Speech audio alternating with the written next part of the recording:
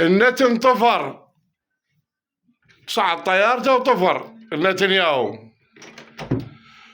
وترامب تم إبلاغي بتوقيف القتل والتظاهرات في إيران، يعني بعد ماكو ضربة.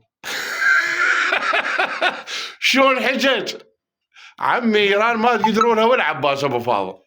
زين النتنياهو وين طفار؟ يقولوا صعد طيارته ماكو. زين الملاجئ بإسرائيل تضج من الشعب، متروسة الملاجئ كلها تحت الأرض، الجماعة نايمين. شيني هاي مولاي ايش سويت بالعالم؟ هنيئا لكم، هنيئا لكم. والسيف النبيل أحمد البشير قحطان عدنان الجواد، وبعد ياهو أحمد الوشاح، كل ساعة نزل لك مقطع عافية السبع. هنيئا لكم سيداو. راح يضربون إيران وإيران تسقط وينتهي كل شيء إن شاء الله، وحكم الملالي ينتهي. هنيئا لكم، هنيئا لكم.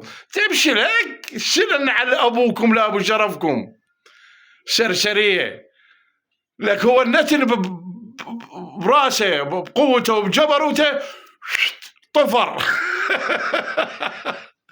زين وترامب جر السيك. شلون حجه؟ تم إبلاغي بوقف التظاهرات وبعد قتل ماكو بإيران.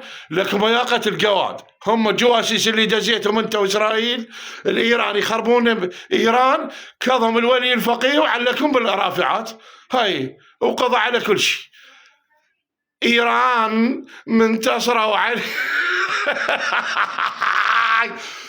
خرب شرفه وغيرته اللي يتجاوز عليه. طبعا تنمر وتجاوز غلط، براحتكم انتشارنا والبحثية.